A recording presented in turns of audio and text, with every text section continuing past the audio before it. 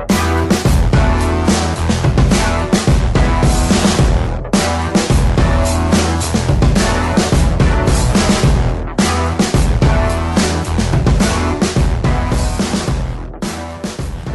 to the Live to 110 podcast. I'm your host, Wendy Myers, and you can find me on live to110.com. And if you only want to live to 90, my site is not for you. So here is my podcast co-host, General Leigh Lowry. Hi, everybody. I'm glad to be here with you today. You guys can find her on generalleigh.com. Go there if you want to learn how to eat, rest, sleep, and repeat. And I love her tagline on her site.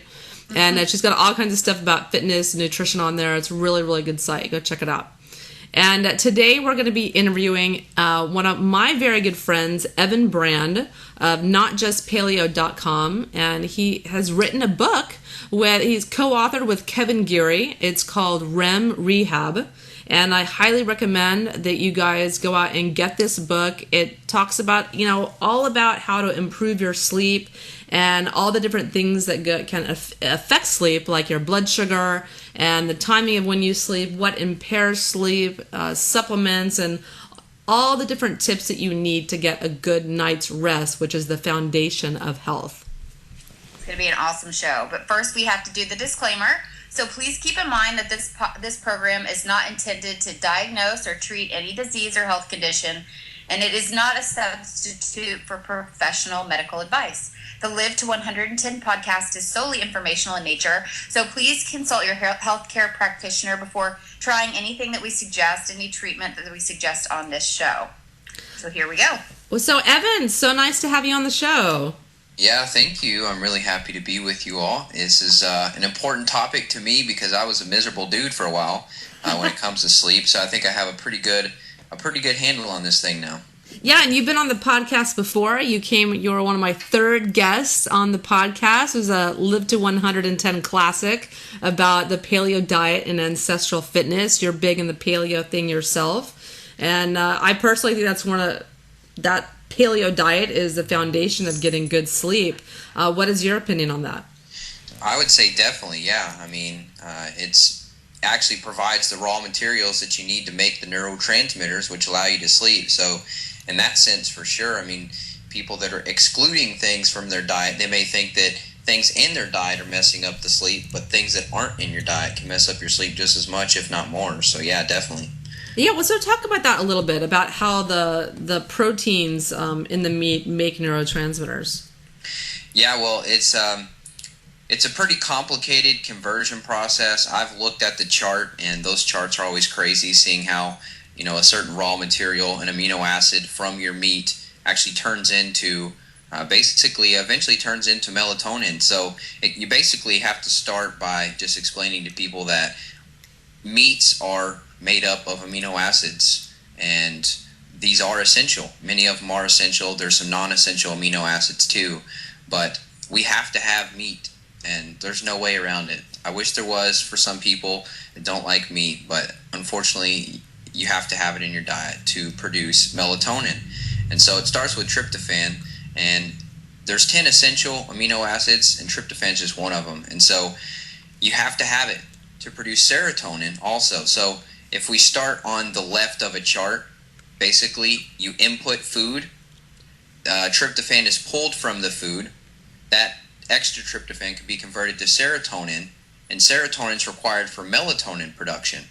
So if we go back to the beginning with food, if you don't have that, if you don't have the good quality meat there in the beginning, you can't have tryptophan, you can't have serotonin, and you can't have melatonin. So you're going to be depressed, you're going to be a miserable person, and you're not going to be able to sleep very well too. So it's just for the I'm meat not laughing. avoiders. I'm just thinking to myself, oh my gosh, I can't even imagine taking meat out of my diet. What would happen to me? I would just crash. Well, I can tell you what happened, because I went vegetarian and then vegan for 2 years. And I saw every movie on Netflix because I would wake up every night in the middle of the night, and I could not go back to sleep for an hour or two, sometimes 3 hours. And for that whole 2 years, I literally saw every indie movie and blockbuster on Netflix. Really? I'm not even joking, because it started with my pregnancy. Your hormones get all messed up and you kind of start waking up naturally, but in the middle of the night. But then about 6 months after I gave birth, I decided to go vegetarian, and it just exacerbated everything. And for years, literally for years, I did not get a good night's sleep until I went paleo. That's crazy. Yeah, I believe it. I mean, people, they don't have to eat just grass-fed beef. I mean, you can have eggs and poultry, and you can have nuts and seeds too. And if you have quality access, you can have raw dairy too. Maybe that's why they always gave Santa milk or something. I don't know, because you can get some tryptophan from it. But oh yeah. So, what is your number one tip to improve sleep? I would say you got to get rid of the artificial light. I mean, it's bad stuff. We live in a world where when it gets dark, people go and run to turn on the light bulb. And I mean, it's just completely the opposite of what we've done for almost all, I'd say 99.9% of human evolution. And it's really hurting us. And so the light bulb's only been around about 100 years, but humans have been around, according to who you listen to, 1,000,000 years plus in some shape or form. And 100 years is the blink of an eye.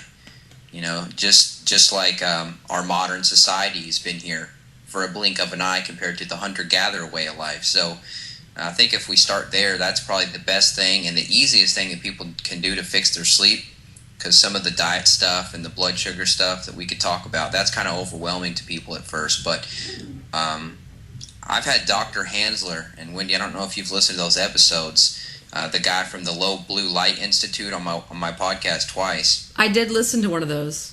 Yeah, he's 88 years old, and he's been studying this stuff for 40 years, and now he feels guilty because he used to work at GE developing brighter light bulbs for like I said, 40 to 50 years, and then he finds out. He's personally responsible for the sleep epidemic.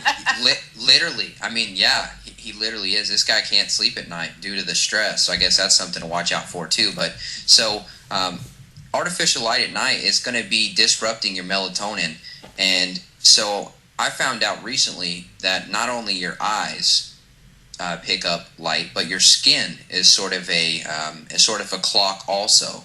So our skin is the biggest organ in the body, and it does pick up light. So I mean, people that are not having a shirt on, I usually never wear a shirt, but unless I have to. But Sorry, yeah, I'm with you. For sure. I hate wearing shirts, but if I'm exposing my skin, my chest to artificial light at night, I'm screwing myself up there too, as well as my eyeballs. So, I mean, it really does affect you. And I just now read a book that people need to read also. It's called Lights Out by T.S. Wiley. And what happens when we expose ourselves to so much artificial light at nighttime is we basically go through 2 days worth of living in one day. And so literally, when the lights are on, cortisol production is up. It just has to be. That's the nature of light. That's what gets you up in the morning is light. That's what drives cortisol and what drives these rhythms. So as cortisol, our stress and go hormone, is beginning to fall throughout the day and night, it's supposed to be getting lowest near midnight.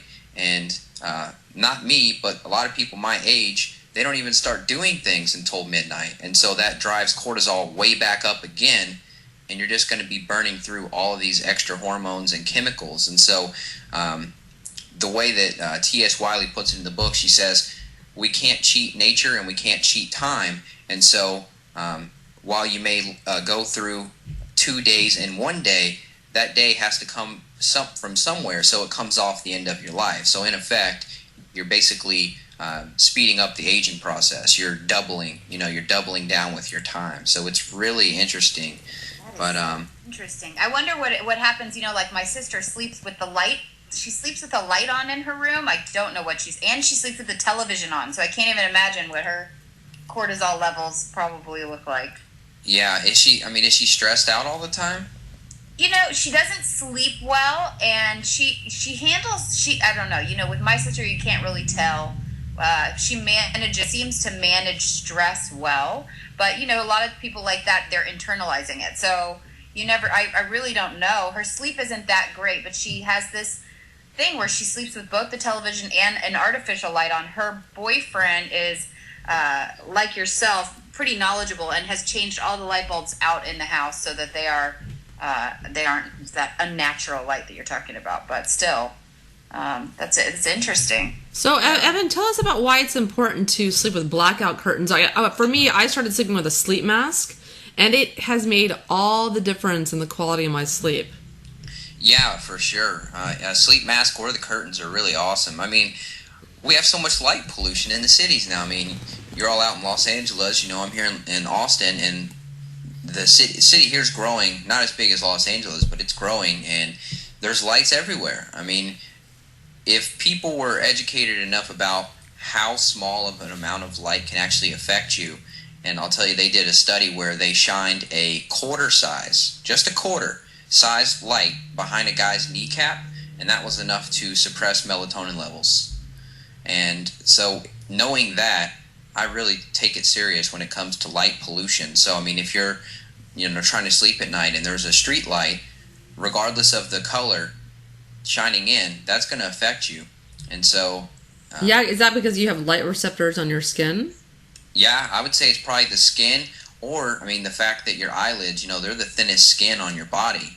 And so they're very, very sensitive. I mean, even if you have your eyes closed and your significant other gets up and turns the bathroom light on, you see that. I mean, your eyelids are so thin, so I'm sure they pick up on it too. But yeah, I mean, you gotta take the light serious. So even if you have a little charging light, hopefully you're not keeping your phone right by your head. But if you are, please just cover up the lights on that stuff. Your VCRs, if anybody has those anymore, Blu-ray players and all that stuff. Everything has those little charging lights on it now. Most of the time they're blue LEDs, which is the color of light that suppresses melatonin the most. So, yeah, like you mentioned, Leigh, switching out the bulbs, that's a good thing to do, but light will still affect you. Even if you get a bulb, and if people can go look out at the store, you want something near 3,000 Kelvin, 3,000 K, you'll see it. If you can go less, if you can get something like 2,200 Kelvin, that's great. If you can get something like pure orange, like low blue lights carries, that's what you really want, because that's going to affect you the least. But yeah, nighttime lights are really crazy, and they're everywhere. So it's just, you got to be conscious about them.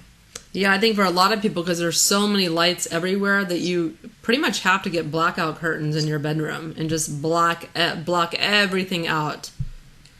Yeah, and unless you live somewhere really awesome and you have some land or some open space behind your house or where your bedroom is, to where you can naturally wake up. Because that's what's hard for me, is when you black out the sun or block out the light, you're blocking out the sun too. So in the morning, it's still dark in your room. So I mean, you have the choice to get those artificial sunrise lights. But I think it's just crazy how we have to recreate everything now because we've kind of messed it up. Yeah, so I know for myself, because I do a lot of computer work, that I'm very hyper aware of when I'm being naughty. And I'm, I put my daughter to bed at like 9 o'clock, and I try to go to bed with her as much as I can, and get a good night's rest. But there's many times that I've got a deadline and I got to get up and work, and I can tell, like, I always go to bed really easily at 9 o'clock. I put my sleep mask on, but when I get up and do computer work, it's really stimulating. I'm really stimulated by that light. And then it takes me, an hour, 30 minutes to go to sleep once I do lay down at midnight or what have you, because my melatonin has been suppressed. And I even use an F-Lux, light dimmer on my computer so that it's not as bright at night. I think that's a really good thing to use if you are using a computer. But it definitely does negatively impact my sleep. Yeah, and you can get those. There's a company called Uvex, UVEX, and everybody gets them now.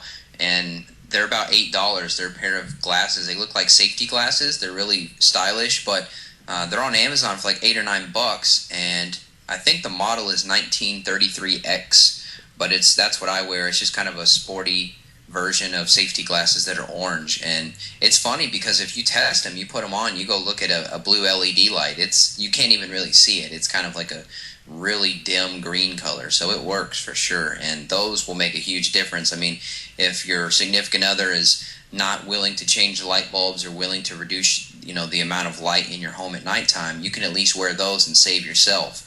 And melatonin fights cancer too. It's one of the most important antioxidants, most powerful antioxidants we have in the body. So, it's not just for sleep. Yeah, it's easy to forget that. It's really, really important to sleep to fight cancer as well, because because of that melatonin factor. Yeah. Well, oxytocin's a good one too. So, if you're reducing your light exposure and cuddling at the same time, you're like doubling your cancer fighting ability. So. Well, I don't know how cuddly you're going to be in those orange glasses, Evan. Hey, it works. You'd be surprised. That's a good pickup line too. You can just increase your oxytocin and your melatonin right now. Yep. I think you're nerding out in those orange glasses.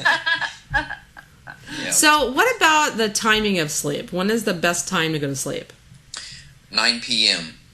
And oh, wow, I hit the nail on the head. I go to bed at 8:45, so we're good. Oh, you beat me. Whatever. Yeah. I'm the best sleeper ever. I don't know how that's possible, but I am. I am a great little sleeper. Wow. Well, good for you. Yeah, I mean, I'd say 9 p.m. 10 p.m. it gets kind of late, but in the summer, I'd say closer to 10 p.m. is good.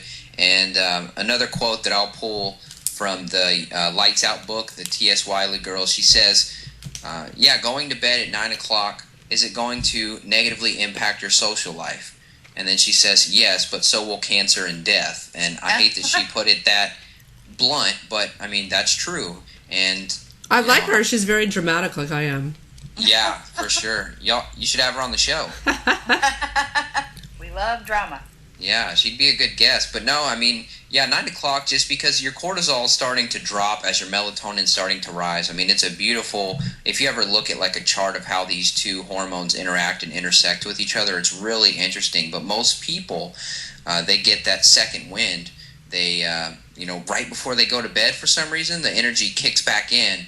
And that's just because your circadian clock is just off. Like you said, you're on the iPhone, you're on the computer, whatever it is. So if you do want to do that stuff, throw on those glasses I mentioned and you'll be protected. But you still got to be aware of it and just try to chill out your mind. Because another thing that people do, which I don't even know if I wrote about in the book, hopefully I did, is the mental aspect of sleep, to where people are so in a rush and they're so overscheduled with everything that they don't even... You know what I'm saying? Like, you get in autopilot mode and you don't even cognitively think about what's going on until you lay down on the pillow. And so right as you're entering that kind of alpha state right there, that in between sleep and not sleep state, that's where the real thoughts happen. And then you think of stuff you need to do or stuff you need to write down. And then you could easily stay up an extra hour just thinking about everything that you put off all day. So I think it's important to try to make a bedtime routine also. So whether it's taking a warm bath, 30 minutes before sleep with some Epsom salt, maybe a couple drops of essential oils. I like eucalyptus and orange. Or, just try to lay down and stretch out.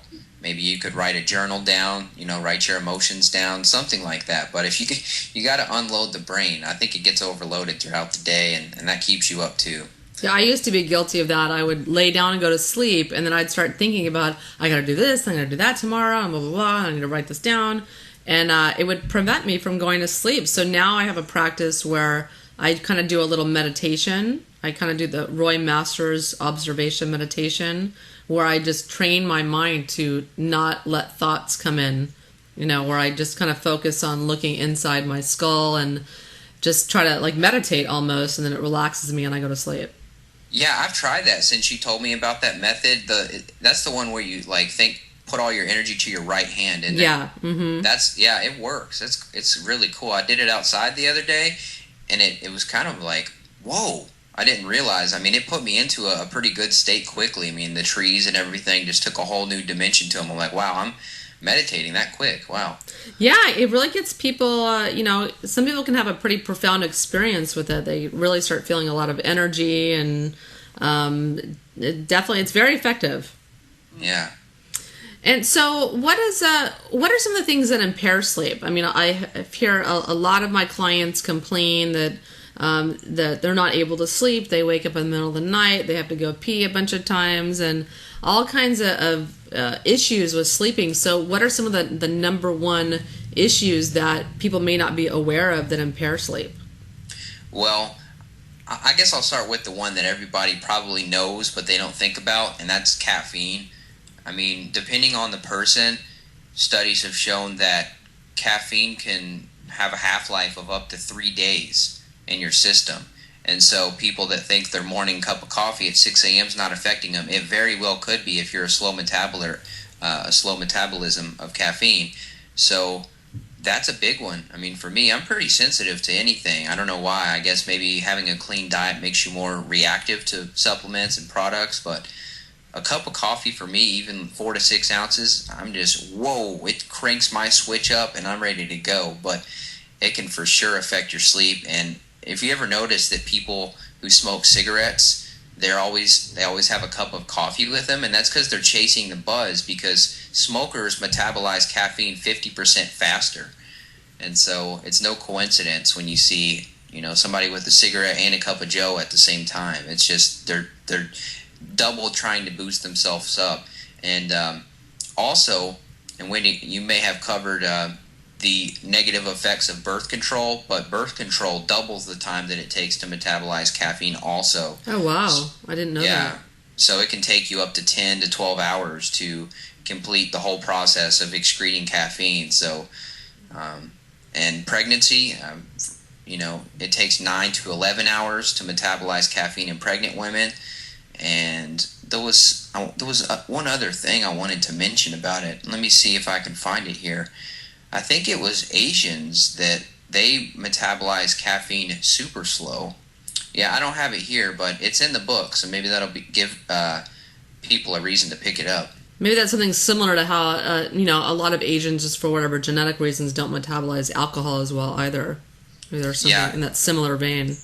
Yeah, definitely. But yeah, I mean, the other thing, like I said, people probably know about caffeine, maybe not that detailed into it, but the big thing is just blood sugar.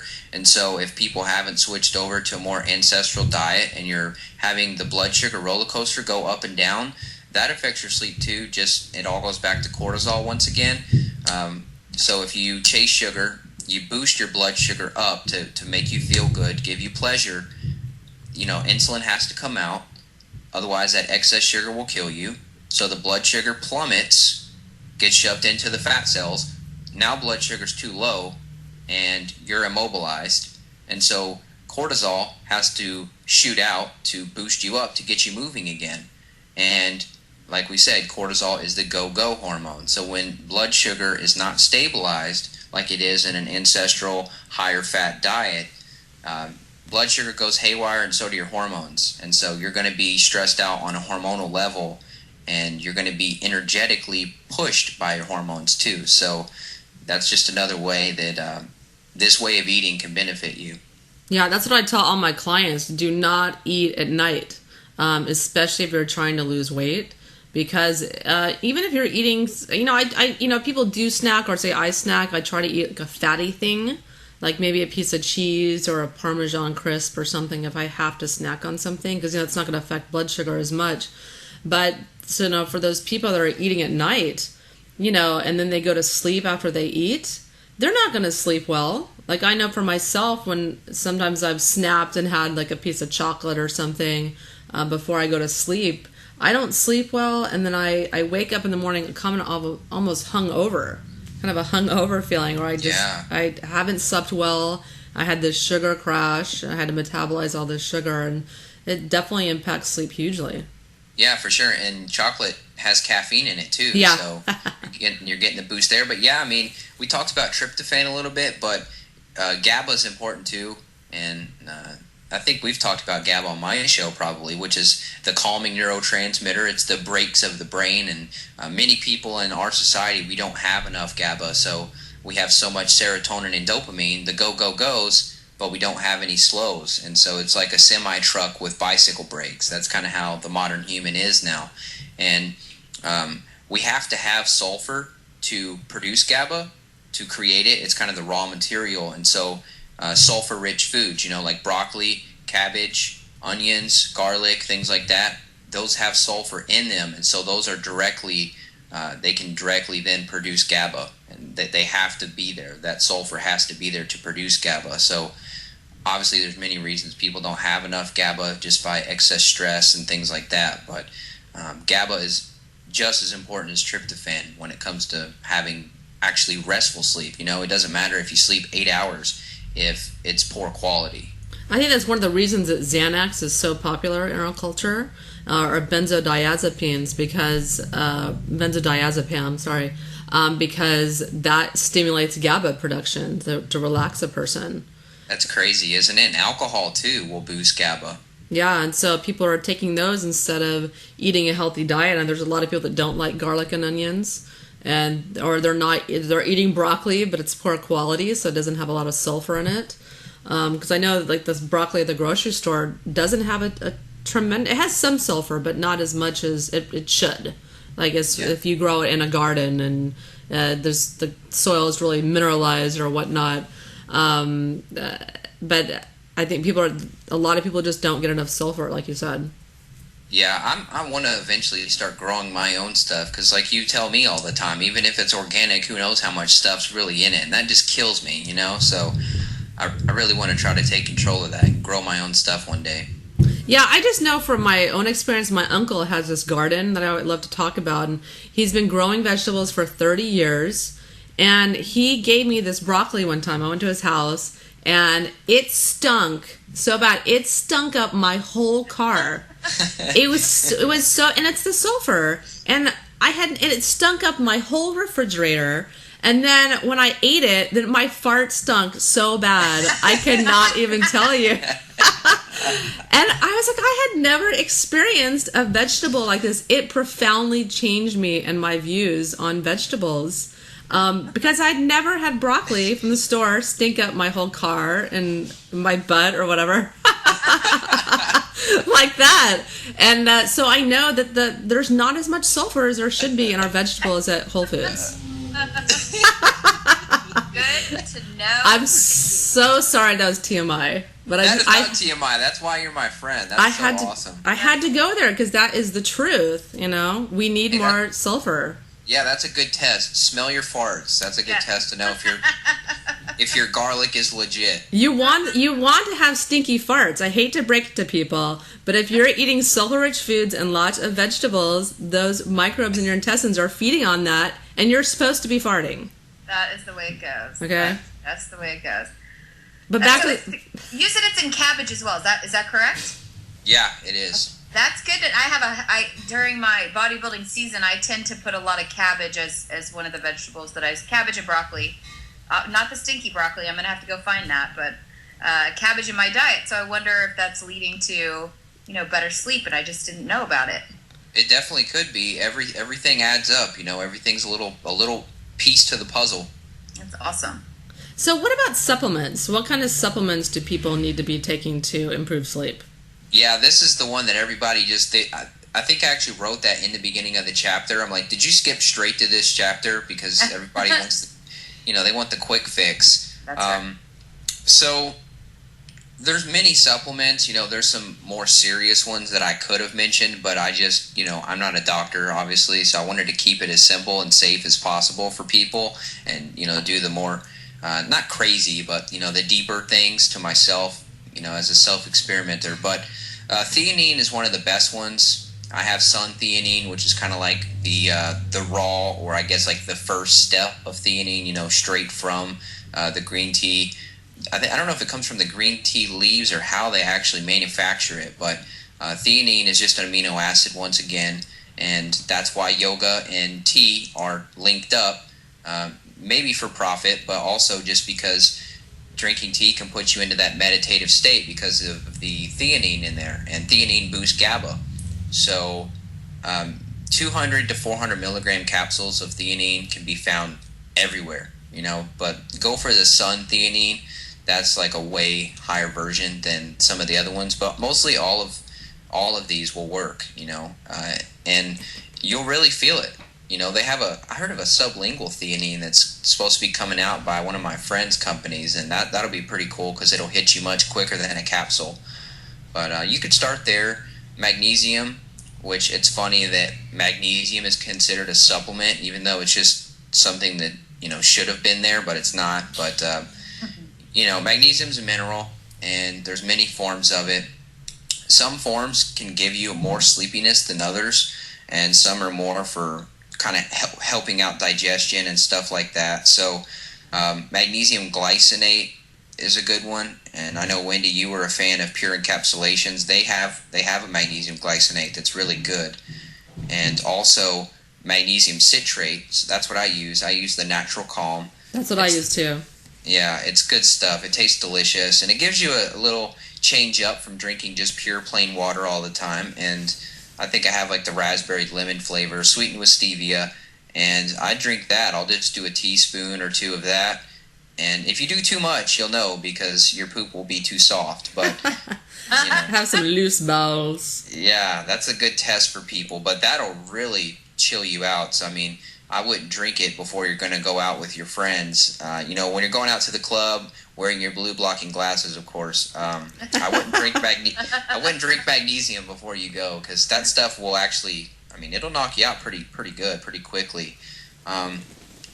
Fish oil, that's actually something that I didn't know before I started researching for this book, is that omega-3 supplementation, of course, it improves depression, but it can improve sleep apnea too. So a lot of people, they did this study on people and figured out that many of them were helped just by a high-grade fish oil.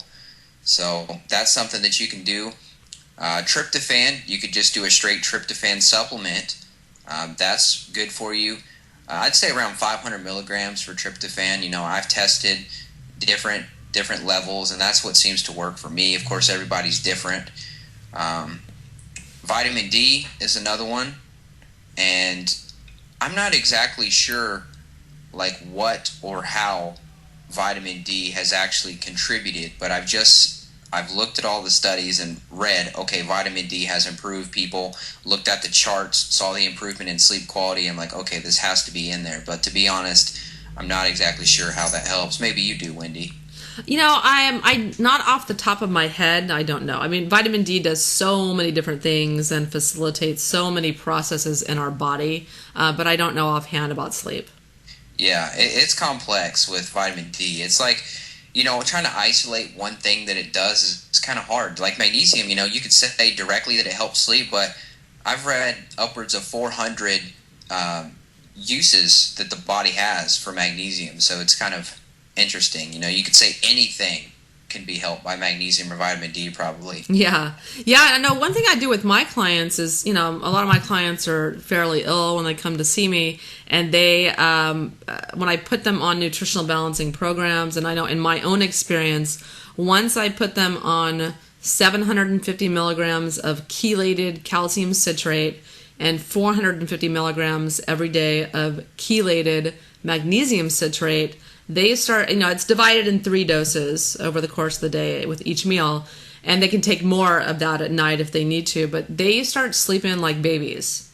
When I started taking those relaxing minerals, within a couple weeks, I was sleeping through the night, which I had not done for years because of my pregnancy and then my crazy stint as a vegetarian. And I was amazed at how those minerals relax you and how profound the effect was in my sleep. So that's one thing I recommend personally to people having sleep issues, is a lot of people take calcium, but they don't take enough and they don't take the right form, because chelated forms are, they're attached to an amino acid, so it's a form that's more absorbable by the body. Yeah, that's really a good point. It's just as powerful as the sleep medication that people are probably taking.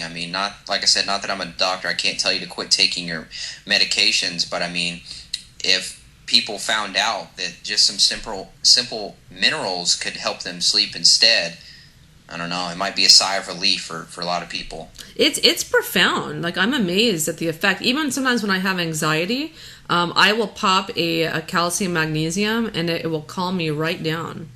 Oh, yeah. For sure, on the label, I don't even know until the other day that they make the Natural Calm here in Austin. I wonder if they'll let me come in and take a tour and maybe, interview them in their lab or something. That'd be cool. But yeah, they call it the anti-stress drink too. So PMS and stuff like that's also helped by magnesium supplementation. Yeah, for sure. That calcium, magnesium, and even zinc, all those, I tell my clients to take those more, more towards the end of the day to relax them, and they just relax right into sleep. Every single client, one after the other, they all sleep like a baby within a couple weeks of supplementing that. That's awesome. It's the way it should be, yeah. Yeah.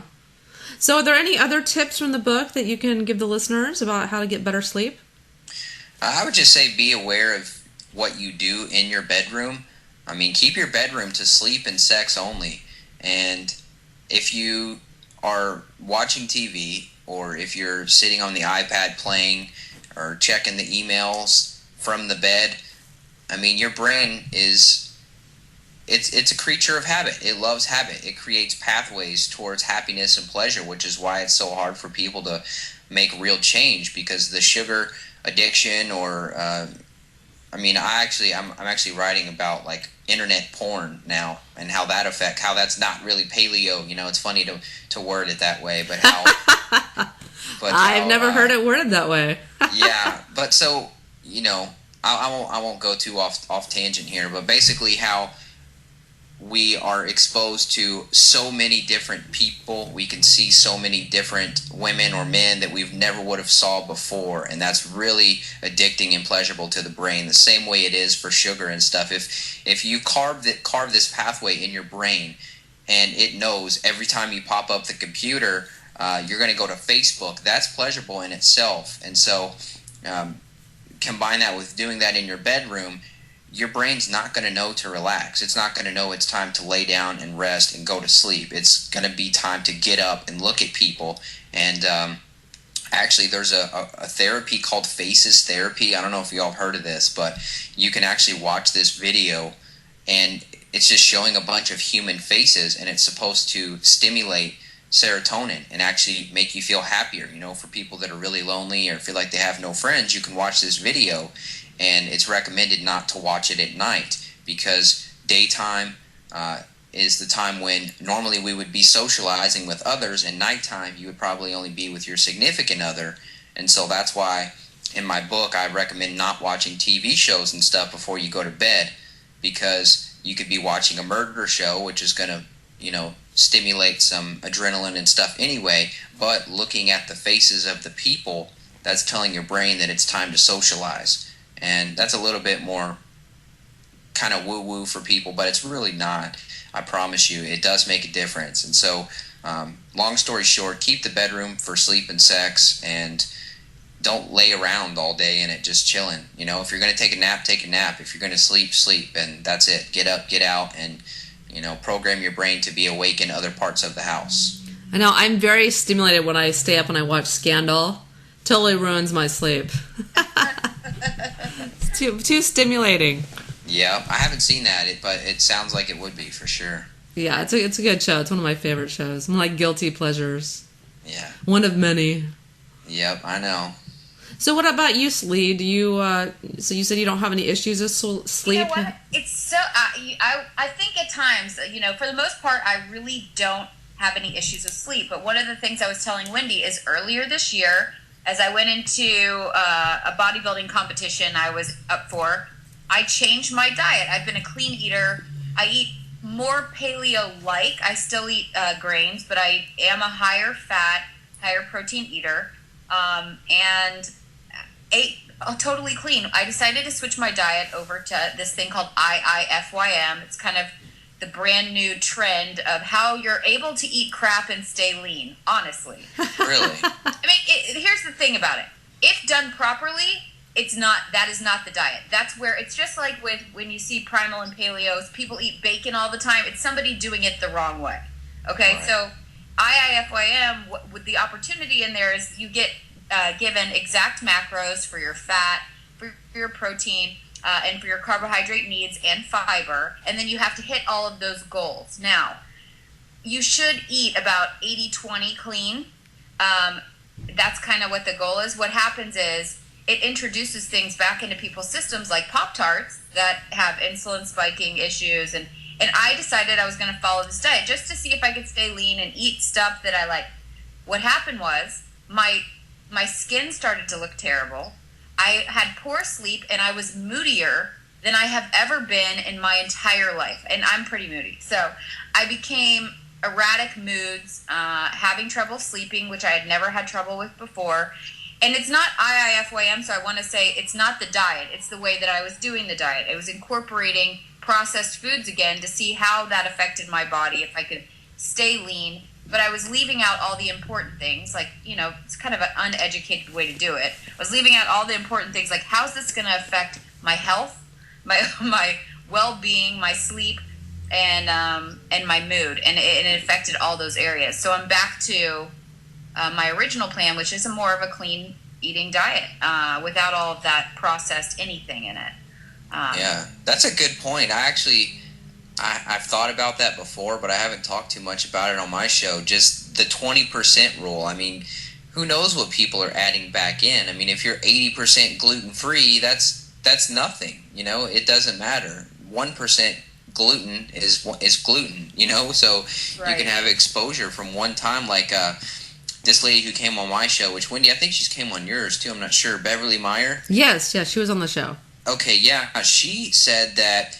Her diet is just ridiculously clean. She was 100% gluten-free from what she knew, and she was still having, I don't know if it was depression or brain fog or something, and she found out that the feed that she was holding in her hands to feed her horses had gluten in it, and just that small exposure by touching it with her hands was enough to break out and be moody and depressed, and I was blown away by how sensitive you could actually be to this stuff. So yeah, that's a good point about the Pop-Tarts. I thought about those the other day, and I was like, man, I remember when I was a kid, I would take the brown sugar cinnamon ones and put them in the microwave, and they would just be so soft and gooey and delicious at the time, but I don't think it'd be worth it.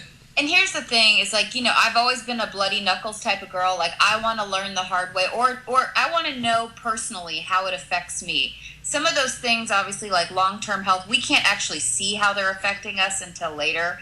But I kind of made this decision. I want to see how I feel. That's what I always tell Wendy this. I go a lot of times, how does this make me feel? How are my moods? I try to, now that I'm older, watch myself and watch internally what's going on with me mentally, focus, how can I lift better? And those carbs, like you said, there's some instant gratification that occurs. It's a high.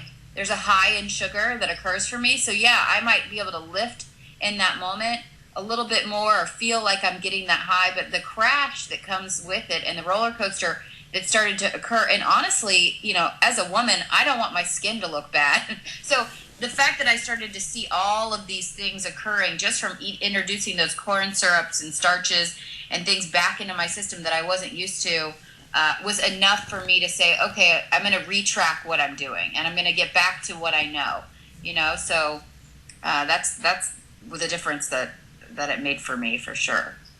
And sleep was part of that, sleep is definitely part of that.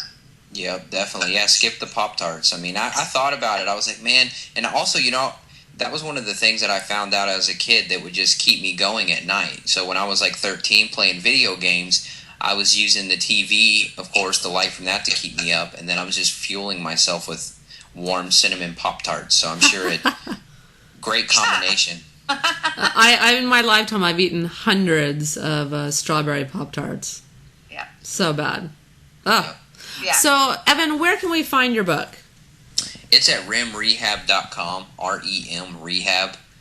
And it's there. It's actually, you can pre-order it right now. So I don't know when this show airs, but it'll be out March 27th, 2014. But you can pre-order it right now. And we actually have a bunch of people pre-ordering, which is pretty exciting because that means people need help. And I think it may be a white elephant in the room that people are talking about all this other stuff during the day to optimize your energy and productivity and coffee. But nobody's talking about the chill out time. So hopefully this will help people. If you go there to REM Rehab and you pick it up, there's one version, just the basic version of it, and you get just the ebook and then the support group that we made for it. But if you get the bigger version of the package, you'll get the audio book too, which I'll be recording myself. And so that should be pretty fun. But and then there's going to be a support group for that too. And then Kevin is giving away, he wrote an ebook sometime last year. I think he sells it for like $25, but he's giving it away for free to people who pre-order, and it's called 8 Unhealthy Eating Triggers. and he's real big into like psychology and stuff, and so he talks about kind of the mental aspects that keep driving people back to do bad habits they know they shouldn't do and stuff like that. And so you can get that for free along with this one if you buy it. So that's just a extra little marketing tactic to see if people will get the combo, because there's good information in there. Yeah, and there's also a link on your site on notjustpaleo.com. I've seen that. It's a really nice looking book cover. So congratulations, Evan. I'm really excited for you that you've written a book and you have such a popular podcast, the Not Just Paleo podcast. I've seen it up there on the number 25 on health and iTunes. So congratulations, you're doing great work. You deserve the success that's coming to you. Oh, well, thanks, Wendy. I appreciate it. Yeah, I mean, you've been here the whole time with me, since the beginning. You're one of my first guests on my show. I saw you, I'm like, oh man, this chick looks so smart. Let me get her on my show. And yeah, I'm happy. I've been on there 6 times. I can't believe it was 6 times. That's crazy. Yeah, people should check that out if they haven't already. That'll give more reason to check out my podcast. We've covered all kind of stuff, estrogen, and we did a huge, probably exhaustive episode on artificial things in our healthcare products. So that's a good one to check out. And there's other ones too that they can go see. So if they, obviously they're probably on iTunes already from your podcast, but if they just look me up, Evan Brand or Paleo, you'll find me. I'm there. So there's a wealth of information. That's my goal, is just to try to provide every angle that's possible on health and happiness, because they both are important. Well, thank you so much for being on the show, Evan. I'm really glad we had you on, because I think it's a really important topic to get people, give them tips on getting people sleeping better. It's one of the basic foundations of health that people need to be focusing on. I think it's the number one thing that people need to be focusing on if they're trying to change their lifestyle. Yeah, for sure. Thank you all. It's fun to talk with you. And yeah, the last thing I'll say is hopefully you sleep for a third of your life. And so hopefully that 1/3 can be as refreshing and restoring as possible. Absolutely. And everyone, go check out, I have a new cooking show on my YouTube channel at Wendy Live to 110. It's called Modern Paleo Cooking, and I'll have a new recipe every week, a video on the YouTube channel and on my website on the blog. And Leigh, what's going on with you? Sure. You can find me at generalleigh.com, and you can also find me on my Facebook page, General Leigh Fitness and Nutrition. Today I actually am posting a video of burpee pull-ups that I was forced to do by my trainer today, but it was an awesome workout. So you can always get workout ideas along with food and nutrition. I've got all that information up there. And then my newsletter is going to start going out, so that will be available to our audience if they sign up for it through my website. And that's it. Yeah, and guys, if you liked what you heard today on the show, please give the Live to 110 podcast a review in iTunes. We would appreciate it so much. Thanks so much for tuning in. I hope this podcast has got you thinking about sleeping more. You need to get 8 to 10 hours a night. I know that sounds impossible, but I think that's really the goal that you need to be shooting for. So thank you. Change those light bulbs. Oh, yeah. Thank you so much for listening to the Live to 110 podcast.